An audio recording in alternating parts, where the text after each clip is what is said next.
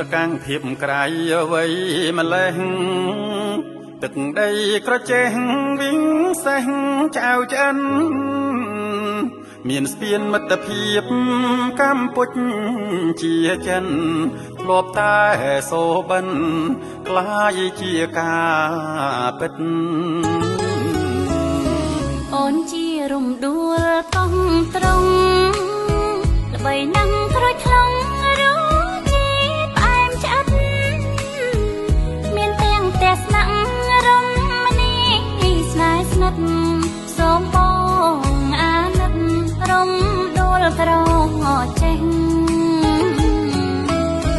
ទៅវត្តវិហារបុរាណរកកតាតានត្រង់ក្មើងសល់ផ្លាំងក្នុងសុពកាលីរមណីយដ្ឋានមួយនេះសក្ការៈបូជាព្រះទាំងទាញខ្លាំងណាស់នាំអូនទៅភ្នំសំបុកទីឋានជង្រុកវប្បធម៌ប្រវត្តិសាស្ត្រលើភ្នំសំបុកគុនទេងស្ថិតច្បាំងធម្មជាតិល្អល្អាំងជន់លេមេគង់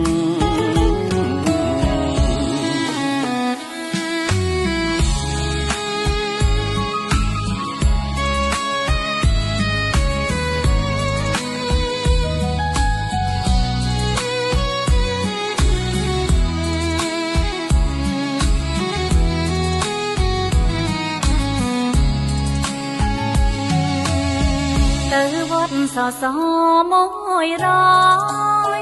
ខ្ញុំអញធប់ថ្វាយក៏រំស្មោះស្ម័គ្របុត្រីព្រះច័ន្ទរាជាព្រះនាងវរភ័ក្រចេតិយបញ្ជាក់ព្រះនាងក្រពុំឈូរចេញដួងចិត្តទេសចរទីសានអូនអូទេសចរទៅមកឆ្លេកសាច់សសមរយជួយចិត្តនឹកភ្នំស្អាតដូចគុនលំទន្លេបញ្ចមុខ